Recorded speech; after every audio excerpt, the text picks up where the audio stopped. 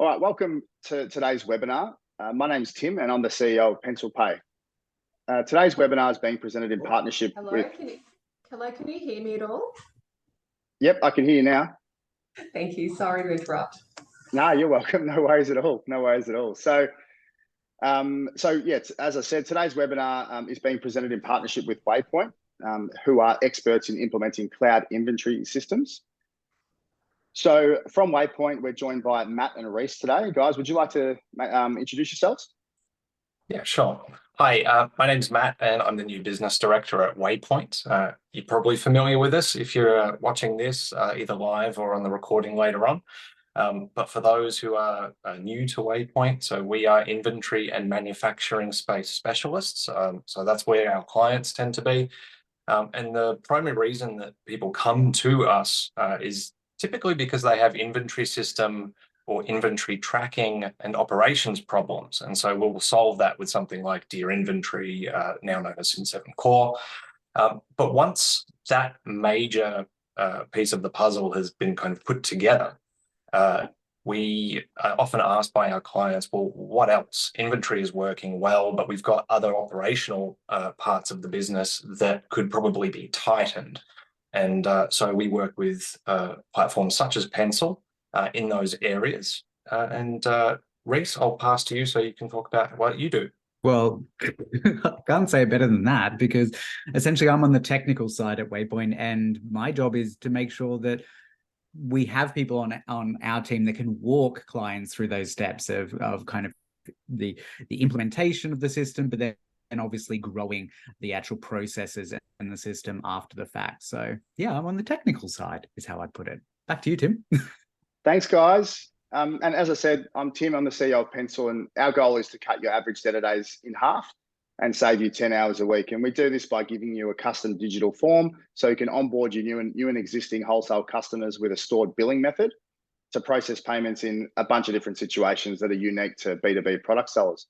So if you've got any questions throughout the presentation, please feel free to leave them in the chat and we can get to them in the Q&A section. And today's topic is how product sellers let payment terms affect their cash flow. Now, I assume you're all here today because you've experienced the phenomenon of not being paid. So today what we're going to cover is how we cut the data, the impact that payment terms have. We're going to run you through a quick little case study. We're going to take you through what we consider best practice. And we're going to summarize what you can do to reduce your average debtor days. So as a starting point, we analyzed 100 product sellers across 17 different industry verticals, across 35,000 wholesale customers and 500,000 invoices. And I guess what we were looking for was a far better understanding of why wholesale product sellers are getting paid later and later every year than almost every other industry. And the top line view is that we saw that 85% of stock is sold on credit terms, almost 2/3 of invoices are paid late, and 3.1% of invoices take more than 120 days to collect. And about 1 to 3%, depending on the vertical, is never collected. So we started looking for trends of who was paying late. And there was no real bias as to the size of the offenders. There were so small, medium, and large businesses were all represented. And the industry itself didn't really change the results much at all. So it wasn't enough to write home about. And the location of where the seller was made no real difference as well. So urban versus urban versus rural, and then state versus state. So Tim, just quickly, did you expect to actually find a pattern in the data? Did you expect to find a culprit of, that the age-old hospitality is really bad at paying bills, that kind of thing? That's exactly the example I was going to bring up, because what we, you hear a lot about, hospitality suppliers or hospitality businesses always paying late. You hear things about construction always paying late, but it really is across the board. There's no industry that is, head and shoulders worse than every other. They're all pretty bad, to be honest. So taking that into account, what we did was we looked at the payment terms of every invoice, and then we looked at if that particular invoice was paid on time or if it was paid late, and if late, how late. So we exported the data and broke down the payment terms of every single invoice, then split them into 4 buckets. The buckets were prepaid, 7 days, 14 days, and 30 days. And the 30 days included 30 days end of month. And to state the obvious, longer payment with the longer payment terms were by far the worst performing, but the trends were much more significant than I thought. And most of the people that operated on, for example, 7-day terms really had things under control, and they had their receivables in really good order. But when you looked at the 14 days and 30-day terms, that's where the problems really arose. Customers on 30-day terms were the real problem though. Like they accounted for only 38% of all turnover, but represented 85% of all overdue invoices. And this to me says that there is a huge problem with either how it's managed or how liberally it's given out. And sometimes we know it's unavoidable, especially if you're dealing with corporates. They're the ones that dictate the terms. So if they've got an issue with your invoice, you tend to go back and forth.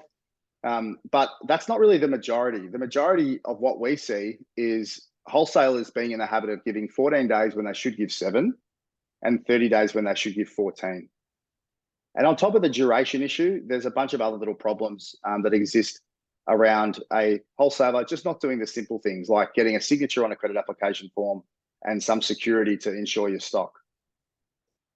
And the best way that I can explain this is by just giving you a basic example, which is a pet product wholesaler that we look after. And they sell products to 700 different individual pet stores and larger chain stores, vets and service providers. And they use Deer systems to manage their ordering and inventory with Xero for their accounting. And after we ran our report on them, we found that his prepaid customers were negligible. You know, they're a very small part of his business. And his 7 and 14-day customers were just tended to be small and medium retailers. And 30-day customers were larger corporate retailers with kind of 10 plus locations. We then put a matrix in place for dealing with these new customers. So for example, with 14-day accounts, they would need to order a minimum of $4,000 of stock per month and provide a stored card on file. And then for new customers that didn't meet those requirements, they would get pushed into the 7-day column, and they would also need a stored billing method. Then any larger groups of stores, so again, we focus on the corporate customers, they could go on 30-day terms, no problems, as long as their ordering volume was over 10,000 a month. So kind of is the juice worth the squeeze type of thing. And often with corporates, as I said before, they dictate the terms and they won't provide a payment method. So what we did was we gave the option of including a payment method, and some signed up with one, some signed up without. We made sure that each application had to be signed just to make someone accountable. And we mandated that the retailer would provide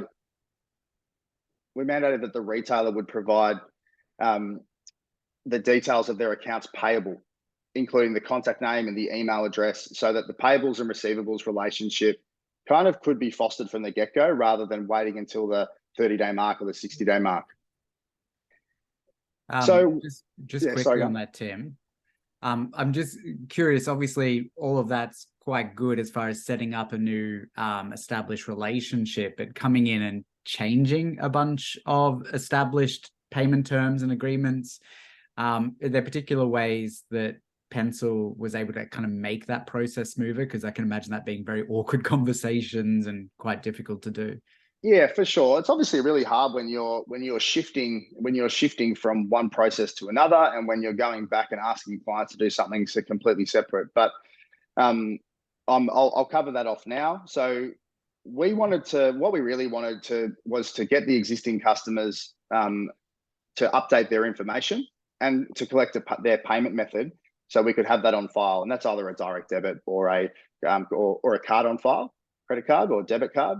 And technology-wise, so Deer was the ERP, and there was Xero as the central source of accounting information, and PencilPay digitized the forms and collected and stored the billing method. So at a bare minimum, and this is just a precursor to what I'm about to go over, you really do need to have, as a bare minimum, cloud accounting and a digital payment processor. It helps to have both credit card and direct debit facilities, but having a digital payment processor and cloud accounting that talk to each other is really the bare minimum to undertake this type of process. And then The first thing we did was something really basic. We just turned on invoice reminders.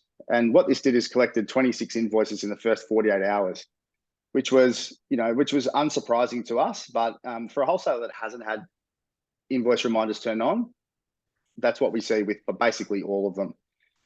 Then what we did was we emailed the existing customer base and we informed them that a new policy and system will be starting in 2 weeks' time for any of the customers on terms. We told them the reason why we were doing it was that all their current business information needed to be updated because he hadn't done it for 4.5 years. And we told them that we wanted to continue to offer them the exact same credit terms that they were getting. And we wanted to continue to offer them great prices as we were. And being able to make sure that we collect all of our money on time would enable that. So what we did was we sent out invites 2 weeks later to all the existing customers, except for the corporates. And then these are the results. So within a week, we had 1 out of every 3 had completed with a card on file. And then it took another 7 weeks for us to get up to 2 in 3. And that was a mix of resending the email out and then calling a few of them up and coaxing them along. But the result at the end of the day was about 2/3 or just under of all of their customers had signed up had updated their details with a billing method, which allowed for the significant reduction in receivables that we saw. So at the 6-month mark, we saw a 31% reduction in average debtor days, so from 13 down to 9. And then at the 12-month mark, that's where we really saw it take, which was 61.5% reduction from 13 days down to 5 days. And the reason why this happens is if you nullify a good portion of the existing customer base from a payment perspective, and you've got a strict regime for all the new customers coming on board, then your debtor days are just going to drop by default. Hey, Tim, can I ask what happened with the remaining third who didn't go into the new process? Were there any issues there, or what type of customer did they kind of represent? Yeah, so the remaining third was a mix of a bunch of different types of customers. So the first type was the type that was just paying on invoice. So they tended to be pretty good payers, but they didn't want to accept the credit card fees. So one thing that we did do is we made sure that all the credit card fees that the supplier would have been absorbing, we on-charged them, which we can do through our system. And we told all the customers that prior to them signing up. And that meant that certain customers opted out and they said, we'll just transfer you as we have been doing. And those guys were fine. And then there's a portion of customers that, pay late and they continue to pay late and they just don't want to engage with that. And a lot of those customers, some of them drop off, some of them go out of business because the ones that are paying late are trading pretty poorly anyway. I guess there's that kind of mix of good customers, bad customers, and kind of, just okay customers as part of that group. You mentioned on charging the credit card fee versus absorbing it. That's still a choice, though. You can still absorb it. You can on charge it. You have that option of doing either. Yeah, the supplier is the one that defines that. So the supplier just says for this particular customer, they can be on charge, and for this particular customer, I'm happy to absorb it. And then for this customer, I can split it and just do a surcharge. Cool. So after all this, you can probably see what we consider best practice. So, having a policy of terms, limits, and an escalation process, knowing who you're dealing with, making sure that you get a contract or a credit application filled in properly and signed, collecting a payment method or a signed guarantee. Usually a payment method is enough. And then having a way to be able to charge that payment method and reconcile payments. And what we've done as a business is just put that best practice into software. So we've automated every single process that we just talked about, including the account applications and access to the credit history of the client or the customer. We give you the ability to store a billing method, and that can be credit card or direct debit. And we've made payments flexible. So automatically charging payment plans, and then the ability to pay over the phone and be able to reconcile all of your invoices in a single click. Hey, Tim, can I ask just on that previous slide, how does PencilPay get access to credit history? Yeah, sure. So a couple of different ways. So we've got a partnership with Equifax, who are the largest credit bureau in Australia. And we also aggregate all of the data across all the wholesalers that we look after.